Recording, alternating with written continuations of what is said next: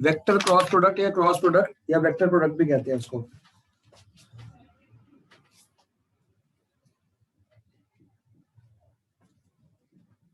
इसको vector product भी कहा जाता है या क्रॉस प्रोडक्ट भी कहा जाता है। पिछली एक्सरसाइज में हमने क्या किया था, आवाज चालू है। पिछली एक्सरसाइज में क्या किया था हमने, कौन सा प्रोडक्ट किया था, डॉट प्रोडक्ट। डॉट प्रोडक्ट, तो उसको हम जो डॉट प्रोडक्ट हमने किया था उसको हम दूसरे नाम से क्या बोलते हैं, स्केलर प्रोडक्ट। ठीक है अमित, स्केलर का मतलब क्या हुआ, मैग्नीट्यूड, मतलब लेंथ, जिसका सिर्फ आपको मैग्नीट्यूड या डिस्टेंस या लेंथ पता है आपको, जो वेक्टर में डिफाइन नहीं किया जा सकता। और वेक्टर हो गया जिसमें आई जे कैप वगैरह हम लिखते हैं।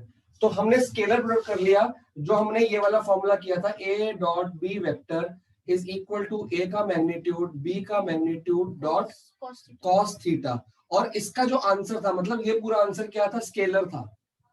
हरमीत समझ आया? स्केलर मतलब एक नंबर में आंसर आया था। बट अब हम जो ये पढ़ने वाले हैं इसका आंसर वेक्टर में आएगा। ठीक है, सबसे पहले फॉर्मूला लिखेंगे, मैं फॉर्मूला, और यहाँ पे ए डॉट, देखो डॉट प्रोडक्ट में क्या था, डॉट लगी थी ये वाली। अब यहाँ पे क्रॉस है तो क्रॉस लगेगा, ए वेक्टर क्रॉस बी वेक्टर, दोनों में फर्क समझ लो। ए वेक्टर क्रॉस बी वेक्टर, ए मैग्नीट्यूड बी मैग्नीट्यूड लिखो, बी मैग्नीट्यूड, यहाँ पे कॉस थीटा था, यहाँ पे क्या आ जाएगा, साइन थीटा। लेकिन बात ये उठती है कि सर ये तो स्केलर था, तो ये तो स्केलर ही हुआ, ये तो नंबर में आएगा, ये भी नंबर में आएगा और इसका भी नंबर में होगा, तो हम इसको वेक्टर प्रोडक्ट क्यों बोल रहे हैं, क्योंकि इसके फॉर्मूले में एक एन कैप आ जाता है। एन कैप आने की वजह से ये वेक्टर क्वांटिटी बन गई तुम्हारी, ये वेक्टर कंपोनेंट कह सकते हो इसको। और इतना पोर्शन जो है वो तुम्हारा क्या है, स्केलर कंपोनेंट। लिख लो ऐसे के ऐसे ही, फिर मैं समझाता हूँ कि ये है क्या और ये एन कैप क्या है, पहले लिख लो।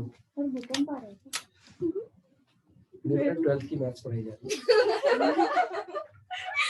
टूटम से कम नहीं होता है। अभी फिजिक्स नहीं हुई है इसलिए हाँ, लग रहा। हाँ ये बात है, मैंने नहीं पढ़ी ना। बट मुझे मैथ्स बहुत इजी लगती है 12th की फिजिक्स के सामने। तो 11th की थी मुश्किल, मेरे को तो 11th की मुश्किल लगती है 11th मैथ्स। की मैंने अपने आप कर ली मैथ्स थी, लर्निंग वर्क मांगती है, ये तो अपने आप हो जाती है। फिर मैंने चैप्टर्स छोड़े तो थे। मेरा फिर से वो याद करा अबे तू रहने दे, तू आगे बढ़ यार, मैं बोल रही हूँ। तुम नेक्स्ट क्वेश्चन कराओ, इनको 2 मिनट क्वेश्चन देता हूँ फिर मैं देखता हूँ। वही मैं कह रही थी, आगे बढ़ते हैं। नहीं सर मैं क्वेश्चन दोबारा करके देगी चाहे कुछ भी होए। हाँ ये अच्छी बात है, तो कोई बात नहीं, आगे बढ़ते हैं, टाइम वेस्ट अभी तो बेटा मैं हूँ ना। हाँ वही तो अभी तो फॉर्मूला लिख लिया, जो करना कर दियो। हाँ जी, लिख लिया। अब ध्यान से देखना ये है क्या बातें।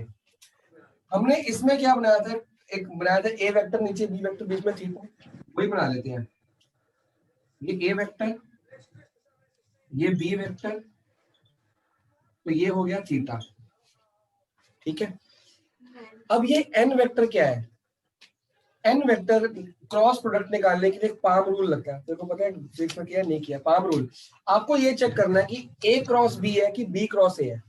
जो पहला है ना उस पे आपने पाम रखना है, और जो दूसरा है ना उस तक आपने, सॉरी, जो दूसरा उस पे पाम रखना है। ए क्रॉस बी है ना, हाँ, ए क्रॉस बी है कि बी क्रॉस ए है।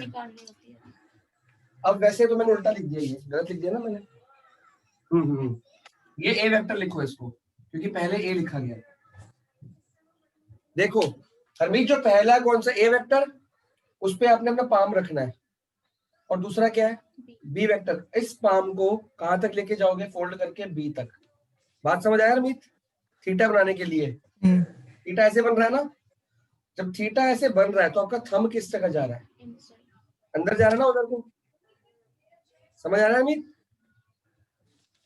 एक बात मामा कैसे, लेकिन ये मैं गलत हाथ से बना रहा हूँ, समझो। इसको हम कहते हैं राइट हैंड, हम रूल नहीं कह सकते क्योंकि फिजिक्स में आता है right hand palm to thumb rule. Right hand का पाम लेते हैं, यहाँ ए पे रखना है, पाम रख लिया यहाँ पे, पाम समझता है तेली। हाँ जी। इसको बी तक लेके जा, खाली फिंगर्स को फोल्ड कर, बी तक जा रही है फिंगर्स, दिख रही? जब ये ए से बी तक जा रहा है, थंब किधर आ रहा है तेरा? थंब स्क्रीन की तरफ आ रहा है, स्क्रीन की तरफ आ रहा है हाँ ना? जी। तो मतलब ये तेरी एक्स एक्सिस में जाएगी, ठीक है, ये वाई एक्सिस यहाँ पे आ जाएगी। तो जेड एक्सिस तेरे को बताया था ना कहाँ होती है, ये जेड एक्सिस दिख रही है, ये तेरे को जो मार्कर दिख रहा है जा रहा है आगे को, ये जेड एक्सिस है। हाँ जी। एन बनेगा ना वो जेड एक्सिस में बन रहा है, इधर को ये एन में यहाँ बनेगा, क्योंकि आपका जो थंब है वो जेड एक्सिस दिखा रहा है, दिख रहा है? हाँ जी। अगर ऐसा होता, मान लो ऐसा होता,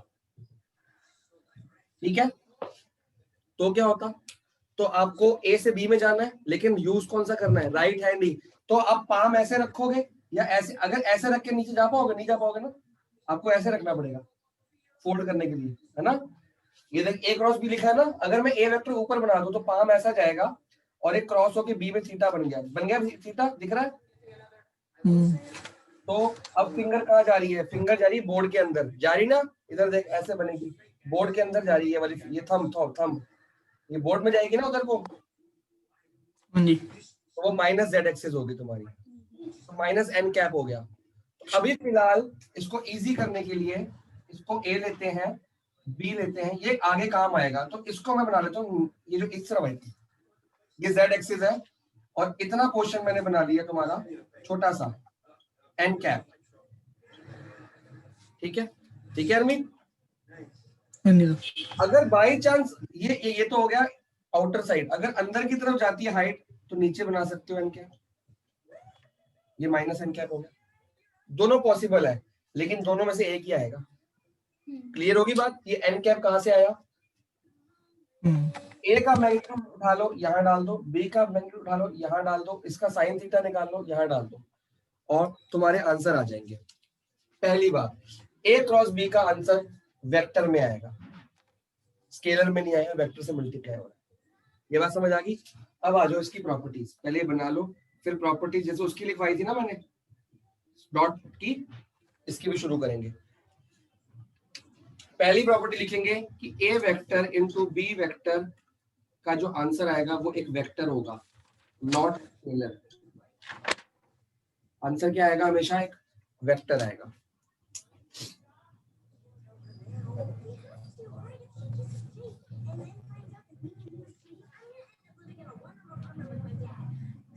उसमें जब ए वेक्टर से मल्टीप्लाई आया था डॉट में, तो आंसर क्या आया था? मैग्नीट्यूड का स्क्वायर, क्योंकि cos थीटा कितना था? 0। cos 0 कितना होता है? 1। लेकिन इसमें sin 0 कितना हो जाएगा? 0। तो इसका आंसर आएगा 0। हरमीत समझ आया? हाँ जी। उसमें a डॉट a कितना था? a मैग्नीट्यूड का स्क्वायर, क्योंकि cos थीटा cos 0 मतलब a के ऊपर a, मतलब एक लाइन के ऊपर एक लाइन बन गई, तो cos 0 डिग्री का cos 0 कितना होता है? 1 होता है, 1। इसलिए ये था। लेकिन यहाँ पे क्या आएगा? साइन 0 आएगा, और साइन 0 0 होता है, हाँ जी। तो ये पूरा 0 बन गया। इस फॉर्मूले में पुट कर ले साइन 0 को, सब 0 हो गया। तो इसका मतलब क्या हुआ? अगर ए के ऊपर ए लाइन कर रहा है और आंसर 0 आ रहा है, अगर कोई भी दो वेक्टर को मल्टीप्लाई कर, इससे हमको क्या लिखेगा? If A vector into B vector का आंसर क्या आ गया? 0। तो मतलब क्या हुआ? दोनों, मतलब A vector is parallel to B vector, और कोलिनियर भी कह सकते हैं, क्योंकि इनके बीच में एंगल 0 का बन रहा है यार, इसके बीच में और इसके बीच में एंगल 0 है ना। हमें समझ आया? इफ दे आर पैरेलल तो एंगल 0 होगा कि नहीं होगा? हाँ जी। इनके बीच में कोई एंगल बन इक्वल भी तो हो सकता है? इक्वल नहीं हो सकते? इक्वल नहीं बेटा, इक्वल तो फिर मैग्नीट्यूड हो गया ना। ऐसे यहाँ पे मैग्नीट्यूड इक्वल थोड़ी लिया, तो साइन की बात चल रही है। पैरेलल होंगे, कोलिनियर होंगे। कोलिनियर का मतलब इक्वल थोड़ी होता है, डायरेक्शन सेम होती है, डायरेक्शन अलग हो सकती है, बट एंगल उसमें कोई नहीं होता, इक्वल नहीं है। नहीं, इसी के साथ इसी में चलेगा। 0 कब कब हो सकता है? 0 तब तक हो सकता है या तो ए का मैग्नीट्यूड 0 है, या तो ये 0 है, या तो ये 0 है, या तो ये 0, ठीक है ना? ये भी हो सकता है, z। जीरो हो सकता है, जेड एक्सिस जीरो हो सकती है, कोई दिक्कत वाली बात नहीं, ये भी आएगा, ठीक है, कुछ भी हो सकता है। बट अगर दो वेक्टर का आंसर जीरो आ रहा है क्रॉस का, तो मतलब वो दो वेक्टर्स क्या है, आपस में पैरेलल। नहीं आया आंसर ना, उसका 100 कैसे निकला हुआ है, वो मैं सर और कुछ करे जाके इधर नहीं आ रहा। समझ आ गई? सर अभी नहीं आ रहा ना? लग रहा है इसमें ना बोर्ड पे तो आ गया था, तुमने आंसर बताए थे, ये वाले बोर्ड पे तो आ गया था, वो वाले बोर्ड पे नहीं आएगा। अभी कम से कम 100 क्वेश्चन करने की जरूरत है तुम्हें तो, और तुम सोच आखिरी बोलते हो गया।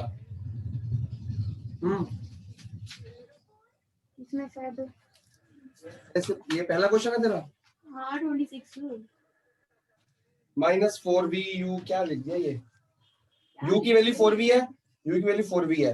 पहले भी निकालना चाहिए था, एक सेकंड, मेरे को लग रहा है क्वेश्चन में ये भी नहीं ठीक है, ठीक है, ठीक है, ठीक चलने दो। 4 + 1 ये भी ठीक है, 5 बिल्कुल ठीक है, 5 × 20 = माइनस, ठीक है, 100/4 v कितना है, माइनस, ठीक तो आ रहा है, क्या दिक्कत है? सर क्वेश्चन तो पढ़ो, क्वेश्चन में क्या मांगा गया है? क्वेश्चन नहीं कर रहा। How far should an object be placed from the pole, तो ऑब्जेक्ट का डिस्टेंस निकालना, u निकालना है इससे, तेरे को v ठीक आ गया तो u निकालना है इससे। अरे बहन जी, यहाँ पे पूरा फॉर्मूला, जब v आ गया, v को यहाँ पे पुट कर u आ जाएगा। इधर दोबारा से कितना यार, एक स्टेप में करेगी 10 स्टेप में करेगी पेपर में, सोच ये v कैसे आया था, इससे आया था ना, u की वैल्यू क्या है 4v, इस v को उठा के यहाँ पुट कर, u नहीं आ जाएगा, v का नंबर कितना है 25, यहाँ पुट कर 20 × 4 कितना होता है 100, u = 4 × 25 = 100, एक स्टेप में करेगी 25 स्टेप में करेगी। तेरी कैलकुलेशन भी ठीक है, तेरा क्वेश्चन भी ठीक है, ये डबल मेथड से मत कर, इसको काट, यहाँ पे कर बेटा। ये जब भी ये कर, जब दो वेरिएबल को एक वेरिएबल बनाते हैं ना, तो एक का आंसर आता है उसमें पुट कर देते हैं, ये मेथड होता है, ठीक है। इसका देखो, इसका तुमने टेप नहीं तो होता है, देखो वो तो मैंने मैं कर इसका लिया। चेक कर, अपनी गलती चेक कर, कहाँ पे गलती हुई, इसका बिल्कुल ठीक आया। तुमने ऑब्जेक्ट का डिस्टेंस निकाला, दैट इज u, बिल्कुल ठीक है। यहाँ u = v की जगह क्या लिखेगी -21 लिख, और ये माइनस क्यों लगा दीजिए, तो 4 था ना। अब आंसर कितना आ गया -100। तो इधर भी -100, तो बेटा ये एक लाइन से करेगी 10 लाइन से करेगी, खुद बता। फिर भी सर नहीं, ये मेथड होता है जब हम दो वेरिएबल को एक वेरिएबल बनाते हैं, दो को एक बनाया ना, जो इस u और v को किसमें कन्वर्ट किया, v में, v का आंसर आया, तो u का आंसर यहीं से निकलता है। सर मेरे वही तो पीछे प्लस आ रहा है। अरे वो पीछे प्लस ही बोलते हैं उसको, u कभी प्लस होता है, u ऑलवेज नेगेटिव होता है। उसमें क्या लिखा है 100 centimetre in front of the mirror, left of the mirror होता है, 100 सेंटीमीटर प्लस में लिखते हैं आंसर। मैंने कितनी बार तो बोल रखा तुम्हारे को, सही है तेरा आंसर। u कभी नेगेटिव पॉजिटिव होता है, u चाहे कौन सा ही मिरर हो, कोई सा भी लेंस हो, क्या होगा, u ऑलवेज नेगेटिव है। क्या ये देखो, तो खुद ही नहीं पता कि u आ रहा है कि v आ रहा है, तो बेटा इसमें पुट करना, ये अंकल जी में पुट करो। बैठे हो पता नहीं इतनी मैथ्स भी नहीं आता तुम्हारे को, क्या करोगे बचपन में, आगे जाके तुम बचपन में जा रहे हो। हाँ जी, अगर थीटा, अगर मान लो दो वेक्टर परपेंडिकुलर है, इसकी जगह पे ऐसे है, तो मैंने ये भी निकाल दिया। तो थीटा कितना होगा 90, और साइन 90 कितना होता है। अगर if a vector is perpendicular to b vector, तो a क्रॉस b कितना होगा, कितना होगा, साइन 90 कितना होता है 1। तो परपेंडिकुलर से हम ये लिख सकते हैं, ये देखो ये लिख सकते हैं हमीद, साइन 90 को हटा सकता हूं मैं, हाँ जी, साइन 91 होता है। अब बात आती है कि सर ये n वेक्टर है क्या एक्चुअली, नहीं ये z एक्सिस पे बन रहा है, और ये कैप है, तो मतलब ये क्या यूनिट वेक्टर होगा। हमीद समझ आई बात, अपने फॉर्मूले में डालो। वो डिपेंड करता है कि हम x और y पे होंगे तो z पे बनेगा, लेकिन ये कहीं भी बन सकता है। लेकिन ये है तो n कैप है, तो ये यूनिट वेक्टर है। कैप समझता है हमीद, कैप तो यूनिट वेक्टर होती है ना। हाँ जी, तो इसका मैग्नीट्यूड कितना होगा 1, और यूनिट वेक्टर होगा ही 1। तो मैं क्या यहाँ पे 1 डाल सकता हूँ, या सिंपल i या j लिख सकता हूँ, या k लिख सकता हूँ, कुछ भी लिख सकते हैं ना। जब ये है ही 1 तो इसको हम हटा सकते हैं, इसकी वैल्यू हटा सकते हैं, But तो फिर आंसर फिर scalar मैग्नीट्यूड में में स्केलर में आएगा फिर आंसर। सर एक बार एक if theta is equal to pi by 2 then a cross b is equal to a magnitude b magnitude. फिर इसको हटा के आप ये लिख सकते हो, लिख लो।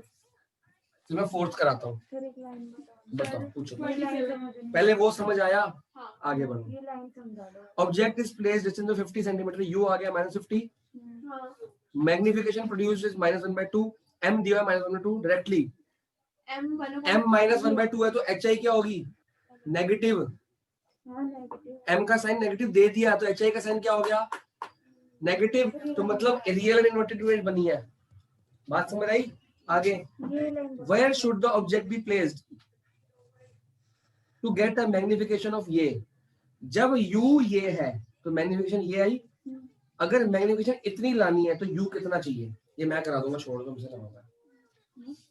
एक u से m निकला हुआ है, एक दूसरा m दे दिया, अगर m वो लेते हैं तो u कितना होना चाहिए? ठीक है, ये मैं कराऊंगा, कल मेरे को याद करा देना, मैं करा दूंगा। आप सिंपलिसिटी पे जाओ। हाँ जी, चौथा, अब हमने डॉट स्ट्रक्चर पे i इंटू आई कितना लिखा था? कितना लिखा था हरमीत? देख के बता। ये कैप लगाना मत भूलना। कितना इसमें कितना होगा सोच के बताओ। उसमें 1 लिखा था क्योंकि cos थीटा 1 था, यहाँ पे 0 होगा। समझ आया हरमीत? हाँ इसमें 0 था, इसमें 1 था, सॉरी इसमें 1 था, इसमें 0 है। अच्छा, और उसके बाद ये मिटा रहा हूं मैं, पता नहीं उसकी सुबह की क्लासेस कल से थी, शाम की भूल गई होगी, रिकॉर्डिंग हो रही है उसी के लिए हो रही है। अच्छा, उसमें i इंटू जे कैप कितना था? 0, और j cap into k cap कितना था? और k cap into i cap कितना था? 0। इसमें 1 होगा क्यों? ये हाइट क्योंकि इन दोनों के बीच में एंगल कितना है? 90 है, तो 1 आएगा आंसर। नहीं, गलत हो गया यार, उल्टा होएगा ना ना K ना, आएगा ना sorry i into J cap कितना हो जाएगा पता है? k कैप हो जाएगा। कौन बताएगा ये करके? समझ आया कैसे? देखो अरमीत, i कैप कौन सा एक्स एक्सिस का, जे कैप कौन सा है वाई एक्सिस का। बोलेगा। तो जब आप i से j में जाओगे तो आपका जो n कैप बनना है, n कैप यहाँ बनेगा k कैप पे, n कैप की जगह k कैप आ जाएगा ना। बात समझ आई अरमीत? देख, फॉर्मूला बना रहा हूँ, ये बनेगा i mod j mod sine 90 और n कैप की जगह आ जाएगा k कैप, क्योंकि जो थंब है हमारा बेटा ये ऐसे जाएगा, ये एक्सिस ऐसे जाएगी। देख, ये x का 90, फ्लेमिंग रूल याद है 10th में किया था? ये देखिए x का 90, ये y का 90 है, z का 90, आपस में ऐसे। हाँ जी। तो ये आपस में तीनों 90 डिग्री होते हैं। तो फॉर्मूला ये बना i कैप ये magnitude into sin 90 into k cap, n की जगह k कैप, ये आएगा। हाँ जी। ये 1 होगा क्योंकि ये i कैप तो 1 ही होता है, यूनिट वेक्टर होता है। ये भी 1 होगा, sin 90 1 होता है ना? ठीक है। लेकिन k कैप का मॉड थोड़ी है, k कैप रहेगा ना। आंसर आ गया k कैप। उसमें n कैप क्यों हटाया मैं बताऊंगा थोड़ी देर बाद। अभी तो अगर i और j का आंसर k आ गया तो मेरे को बताओ j और k का कितना आएगा? j cap into k cap, into नहीं क्रॉस बोलना है इसको, कितना आएगा? i cap. तो इसमें माइनस का क्या होगा? माइनस में तो आता है इसमें। हाँ अभी बता रहा हूँ, i j k, फिर आएगा तुम्हारा k cap into i cap, ये आ गया j कैप। हरमीत 3 रिजल्ट लिखे, पहले 3 इसका ये भी लिख लो, फिर इसका उल्टा अलग होता है। लेकिन आप पूछो सर दो ऑब्जेक्ट दे दिए, पहले एक निकाले फिर एक ऑब्जेक्ट इज प्लेस इतना और दूसरा इतना, इन कंट्रोलेशन फोकल लेंथ इतनी है, find the nature and position image formed in each case. अब ये 2 क्वेश्चन है ना, पहले एक को यूरो ठीक कह रहा मैं, तुम दूसरे को 4 को छोड़ दो ना, 20 और 12 को पकड़ो भी निकाल लो, फिर 4 और 12 को पकड़ो फिर भी निकालो। इन ईच केस लिखा दोनों में अलग अलग है, वी निकाला, सिंपल एज दैट। 2 क्वेश्चन है ये, बस मैं बता रही थी, मैं एक क्वेश्चन में 2 ऑब्जेक्ट दे रखे हैं। बस सुनने का भी टाइम नहीं है। तूने मेरा एक ग्राइंड करा का टाइम खराब कर दिया। यार जो भी नाम है मेरा। ठीक है हरमीत लिख लिया, आगे बढ़ूं। हाँ जी सर। अब मेरे को एक बात बताओ, जब हमने इसमें राइट साइड पे जगह छोड़ना कॉपी पे डॉट वेक्टर किया था, हमने एक चीज की थी कि सर चाहे A vector dot B vector लिखो या B vector dot A vector लिखो, कॉम्पिटिटिव होते हैं, एक ही बात है। बात समझ आई? क्या था ना? अभी तो कोई याद नहीं होगा क्योंकि मैंने प्रैक्टिस अभी की नहीं है ना, पढ़ेगा अभी। लेकिन इसमें ऐसा नहीं होता। क्यों नहीं होता? देखो, जब मैं ए से बी वेक्टर में जाऊंगा तो ये राइट हैंड में ऐसे रखूंगा तो मेरा एन कहां बना? ये थंब आगे की तरफ पॉइंट कर रहा है।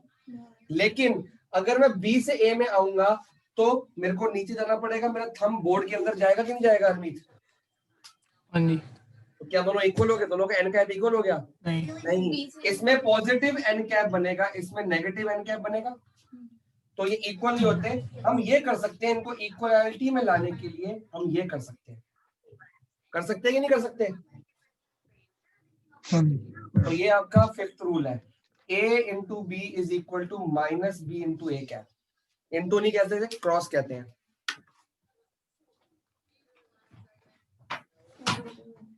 परसों ठीक था, 10 मिनट अंदर गया था, फटाफट खाया था, हम लोग बातें जब कर रहे थे। 6 बजे क्लास अगर क्रॉस ना भी लगाए तब भी चलेगा ना, ऐसे क्या? डॉट लगा दे तो। भाई यही तो बता रहा हूँ, वो स्केलर दुनिया भर का फर्क है। अभी तुमको क्या समझा रहा हूँ मैं?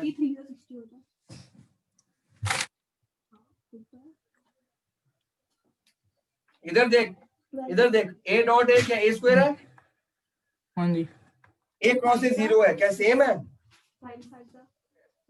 अच्छा ठीक है। वो आई इंटू आई 1 होता है, आई डॉट आई 1 होता है, यहाँ पे आई क्रॉस आई 0 है।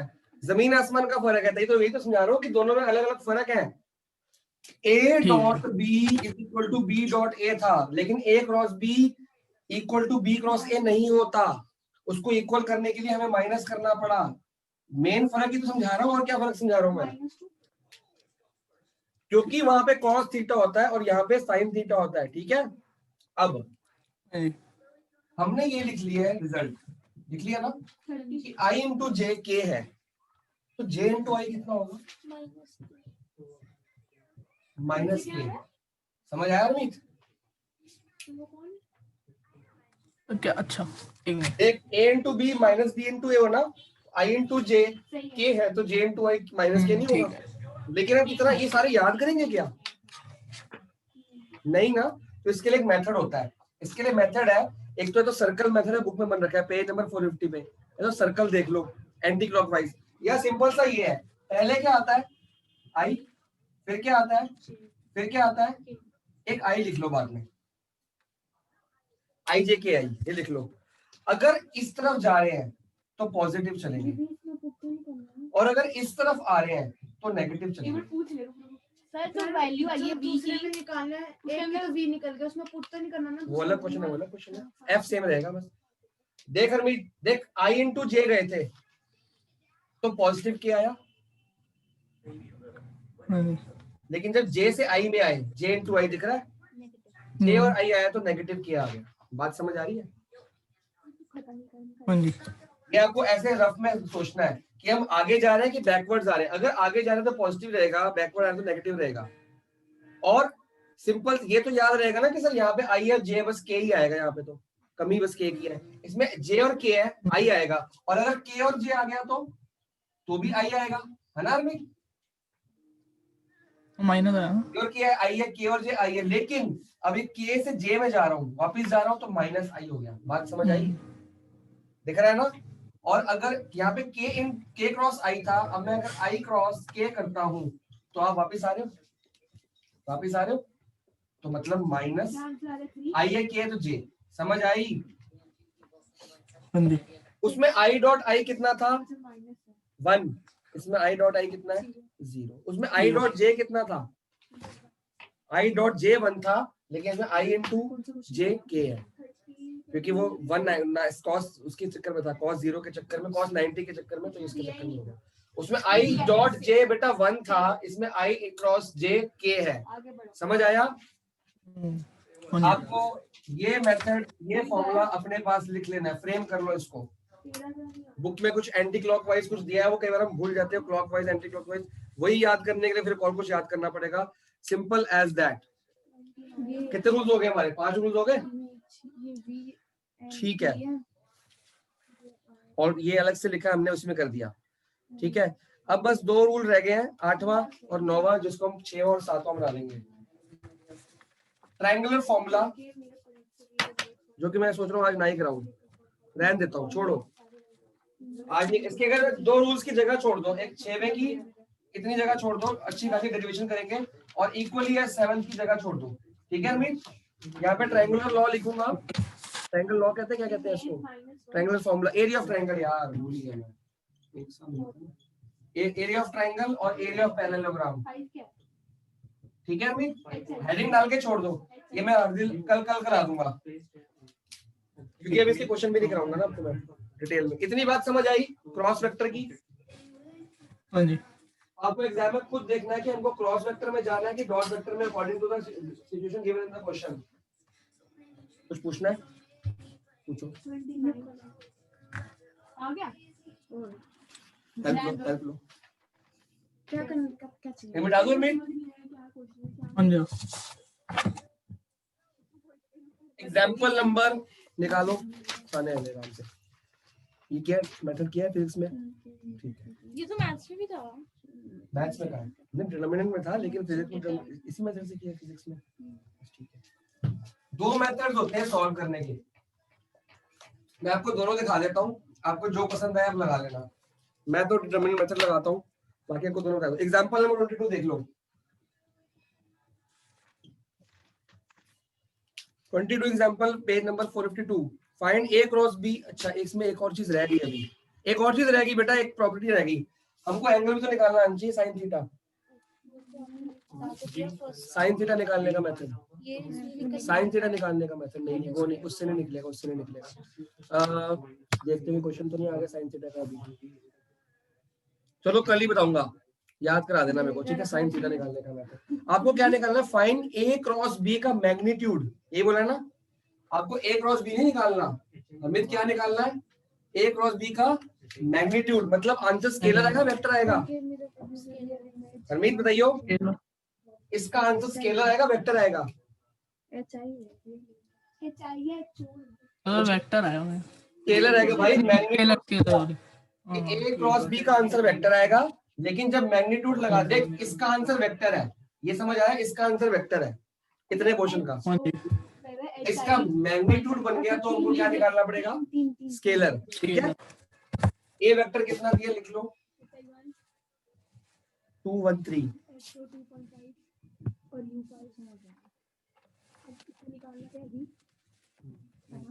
और बी वेक्टर कितना दिया? 3 5 -2। चलो बेटा देख, 2 फॉर्मूले हैं, हमको हमें ध्यान से सुन, हमको ए क्रॉस बी का मैग्नीट्यूड निकालना है, तो पहले ए क्रॉस बी निकालना पड़ेगा, है ना? तो ए क्रॉस बी निकालने के 2 मेथड्स हैं। अब यहाँ पे क्या, या ये वाला फॉर्मूला लग सकता है? पहला फॉर्मूला क्या है, फर्स्ट मेथड क्या है? या तो आप ये निकालो, ये तो फॉर्मूला दिखाया ना मैंने आपको, लेकिन यहाँ पे आप मैग्नीट्यूड ए तो निकाल सकते हो ना? इसका मैग्नीट्यूड निकाल सकते हैं x² + y² + z² का अंडर रूट, ये भी निकल जाएगा। हाँ जी सर। आपको थीटा पता है? आपको n नहीं। कैप पता है? जब ये नहीं पता तो फर्स्ट मेथड तो एप्लीकेबल यहाँ पे नहीं है। अच्छा, अगर ये वो होता a डॉट b तो हम क्या करते? 2 3 6 आई, 5 1 5 j, 3 2 -6 k, यही करते ना? याद आया अरमीत? अगर डॉट होता, हाँ जी डॉट में तो इनके स्केलर कंपोनेंट मल्टीप्लाई करके लिख देते हैं, लेकिन यहाँ पे ऐसा नहीं चलता। देख, एक मेथड तो ये है कि सर आपने बोला क्रॉस निकालना है, तो क्यों ना हम इसको मल्टीप्लाई कर लें डायरेक्टली ब्रैकेट टू ब्रैकेट। देखो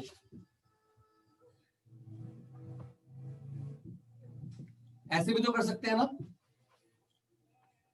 मल्टीप्लाई। मल्टीप्लाई करूंगा, देखो क्या आया, 2 3 6, आई इंटू आई कितना था? 0, समझ आया आदमी? फिर 2 5 10, अभी मैं 2 और सबको ले रहा हूँ, 2 5 10 और I इंटू जे कितना था, k कैप है ना। हाँ जी आगे आ जाओ, 2 इंटू -2 कितना हो गया, -4 I इंटू के। अब I इंटू के है तो माइनस जे होगा, ठीक है बेटा, इसको याद रखो, I जे के I इंटू के माइनस लेफ्ट वर्ड जा रहे हैं, ठीक है अरमीत। हाँ जी आगे आ जाओ, ऐसे इसको करो, 1 इन, अब इसको पकड़ लिया मैंने, 1 इंटू 3 जे इंटू आई है, आई इंटू जे नहीं है, जे इंटू आई क्या हुआ, माइनस के। जे इंटू आई माइनस के, ठीक है अरमीत, आ रहा है ना बेटा। हाँ जी सर। अब आ जाओ, 1 इंटू 5 हो गया, और जे इंटू जे 0, चलो हटाओ, आगे आ जाते हैं, 1 इंटू -2 और जे इंटू के, तो आई हो गया, आई कैप, ठीक है, आई की कैप नहीं लगा रहा मैं, कोई बात नहीं, आप लोग लगा लेना। अब हटाओ इसको, 3 3 9 के आई तो ये है, तो जे लगा दो, 5 3 15 के जे माइनस आई। ये रेगुलर नहीं करना, बहुत डिटेल में समझ लेना, मैं डिटरमिनेंट वही कराऊंगा, डिटरमिनेंट ये खाली समझाने के लिए, किसी को ये पता होना चाहिए। और कई बार बच्चे कहते हैं ये हमको इजी लगता है, जिसका डिटरमिनेंट चैप्टर वीक होगा उसको इजी लगता है, पर ये बहुत टाइम कंज्यूमिंग है। कहां तक पहुंच गए थे, 3 + 6 हो गया, -6 हो गया, के 0, तो ये हटा दो, 0 वाली टर्म साइड, और क्या बच गया, 10 के कैप, पर ढंग से लिखते हैं, 10 के कैप -3 के कैप, और भी के कैप है नहीं है, इधर आओ, +4 जे हो गया है ना, और जो जे की टर्म ये 9 जे प्लस 9 जे, और आई की टर्म कितनी है, ये रहा -2 आई प्लस -15 आई, यही होगा ना, अगर गलती हो तो बता देना। 10 - 3 7 के कैप, 13 जे कैप, और माइनस क्या ये आ रहा आंसर नहीं, हाँ ठीक है, इसको ढंग से लिखेंगे तो -17 पहले लिखेंगे ना, और फिर जे कैप, इसको ढंग से लिखने का स्टैंडर्ड फॉर्म ये है, 17 आई कैप प्लस 13 जे कैप प्लस 7 के कैप। हमें ये आ रहा आंसर। हाँ जी सर। अब इसमें कितनी देर लगी, बहुत देर, इससे शॉर्टकट भी बताता हूं और करके। कहां फंस गई कमल, करो करो हरमीत, और पहले इसको नोट कर लो। इसकी जगह दूसरा मेथड है हमारे पास, डिटर्मिनेंट मेथड। डिटर्मिनेंट याद है चैप्टर नंबर 4 12th का, हाँ जी पूछा नहीं? हमने क्या करना है, इसको डिटर्मिनेंट में कन्वर्ट कर देना, a क्रॉस b को, ध्यान से देखियो, a क्रॉस b, बस ये ध्यान रखना कि पहले a है कि पहले b है। एक डिटर्मिनेंट बना लो जिसका फर्स्ट रो जो बनेगी आई कैप, जे कैप और के कैप बनेगी, ठीक है बेटा, फर्स्ट रो हमेशा, समझ आया। हाँ जी अब पहले a है तो पहले एक उठा, क्या है इसके स्केलर कंपोनेंट, ये 2 है, ये 1 है, ये 3 है, तो यहां लिख देंगे 2 1 3। फिर बाद में b है 3 5 -2, 3 5 -2, इतनी बात समझ आ गई। अब इसमें कुछ नहीं करना, एक्सपैंड अलोंग फर्स्ट रो, आता याद है, एक्सपैंड अलोंग फर्स्ट रो। जब फर्स्ट रो के एक्सपैंड करेंगे तो पहले जब मैं आई कैप पकड़ूंगा तो क्या आएगा, आई कैप 1 इंटू -2, 1 into -2 कितना आ गया, -2 -15 और -15, ये आएगा। चलो फिर अब जे कैप पकड़ लो, अब जे कैप के पहले माइनस का साइन आएगा प्लस का साइन आएगा, माइनस जे कैप, आगे स्क्रीन आ रही है। अब जे कैप पकड़ लो, कितना होगा, -4 -9, फिर आएगा तुम्हारे पास प्लस के कैप। अब के कैप में कितना आएगा, 5 2 10 -3, यही आएगा। अब आंसर देख जरा, -17 आई कैप और ये 5 और 4 9, कितना हो गया, 9 13 हो गया, -13 माइनस +13 जे कैप +7 के कैप, ये आएगा बेटा। हाँ जी सेम आ गया। हम्म। मर्जी है कि सर ये करें कि वो करें, आपको खुद ही समझ आ जाएगा क्या करना है। लिख दोनों लो, एक बार दोनों लिख लो कि हमको एग्जैक्ट लिखवाते पता क्यों है, पता हो माइंड में कि हम ये करते हैं, एक्चुअली इसकी जगह पे हम ये कर रहे हैं। रियल में क्या हो रहा है वो तो पता हो ना, क्योंकि ज्यादातर स्कूल में बोला जाता है कि ये हो गया बच्चों को, सर ये इसी का फॉर्मूला ही होगा। ये फॉर्मूला नहीं है, ये बनाया हुआ है, डिटरमिनेंट्स का यूज किया है, एप्लीकेशन ऑफ डिटरमिनेंट्स कहते हैं इसको, बट रियल में ये चीज हो रही है। इसको शॉर्टकट है, और इसका भी एक शॉर्टकट है। जब डिटरमिनेंट कराऊंगा ना तब कराऊंगा, उसमें हमने वो ए इनवर्स निकालना था, तो उसके लिए बहुत लंबा मेथड था, वो निकालना पड़ता है, क्या कहते हैं उसको, ए मॉड निकालते हो ना पहले उसके लिए, तो उसके लिए मैं एक शॉर्टकट बताऊंगा जब मैं उसका यूज करूंगा, फटाफट एक लाइन में निकल जाएगा। हाँ मैं हूँ ना, पता नहीं क्या है ये क्वेश्चन। और पेपर में अगर लंबा आएगा तो फिर तो वही करना पड़ेगा ना, लंबे वाला। नहीं करना ही नहीं है, करना ही है, एनसीईआरटी में ये हो रखा है। नहीं वो डिटर्मिनेंट में कह रहा हूँ, जो शॉर्टकट। नहीं वो भी चल जाएगा, डोंट वरी, अच्छा वहां चल जाएगा। क्वेश्चन बताओगे मेरे को? A concave mirror produces a real image 1 centimeter tall. कहाँ है 1 centimeter tall? ठीक है। Object 2.5 millimetre. अरे तुमने सेंटीमीटर का मिलीमीटर बनाया नहीं होगा, या मिलीमीटर को सेंटीमीटर बनाया नहीं होगा, पढ़ते आधी बात पढ़ते पढ़ते नहीं होगा। वो सब कुछ सेंटीमीटर में है, ऑब्जेक्ट मिलीमीटर में है। ऑब्जेक्ट को सेंटीमीटर बनाना पड़ेगा, डिवाइड मिलीमीटर को सेंटीमीटर बनाने के लिए क्या करना पड़ता है, डिवाइड बाय 10। 1 सेंटीमीटर में 10 मिलीमीटर होते हैं, डिवाइड बाय 10 कर दो बस ऑब्जेक्ट को, फिर दोबारा ट्राई करो। ऑब्जेक्ट को सिर्फ मिलीमीटर में क्या है, ऑब्जेक्ट है ना, बस 2.5 को डिवाइड बाय 10 कर 0.25 आ जाएगा। मैं ऑब्जेक्ट को कह रहा हूँ, हाइट ऑफ ऑब्जेक्ट कह रहा हूँ मैं 0.25।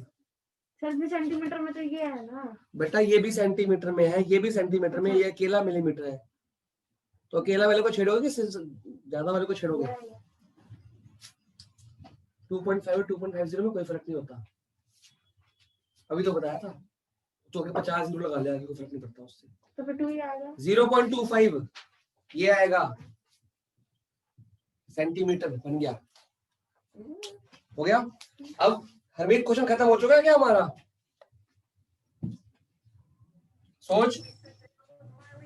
नहीं अभी वो मैग्नीट्यूड हमने मॉड नहीं निकाला, मॉड वाला काम तो आसान नहीं है। अगर ये a क्रॉस b वेक्टर आ गया तो इसका मॉड कितना आएगा, a क्रॉस b वेक्टर का मॉड क्या आता है, -17 का स्क्वायर प्लस 13 का स्क्वायर प्लस 7 का स्क्वायर का रूट, डिस्टेंस फॉर्मूला। ठीक है, कितना आएगा इसका स्क्वायर? 507 का रूट आएगा, निकाल लेना कैलकुलेटर से। इसके फैक्टर भी नहीं बनेंगे, 7 5 12 बन तो जाएंगे, वैसे नहीं बनेगा। 7 5 12 होगा, कुछ कटेगा नहीं, 3 से जाएगा, 7 5 12 होगा। आता नहीं है फिर 12th के बच्चों को पढ़ाना सबसे आसान काम होता है, क्योंकि वो 10th के बाद चुन के 11th में मैथ्स ली होती है ना, तो मैथ्स तो आती होती है ना। नहीं किसी ने जबरदस्ती ले ली, इसने ली हुई है, इसने नहीं, इसने 10th की बुक खोली है। ये इसने, पर इसको इसकी मैथ्स बहुत अच्छी है। 10th में इसकी मैथ्स बहुत वीक थी, 9th में बहुत वीक थी। स्प्लिटिंग द मिडल टर्म इसको मैंने कहा था 1 महीना प्रैक्टिस करी थी, अप्रैल के महीने में। फिर इसने पता नहीं 10th में क्या खाया, मतलब मार्च और अप्रैल के महीने में, हर में तेरी बात कर रहा हूँ मैं, इसने पता नहीं क्या खाया, इसका एलसीएम ओरल हो गया।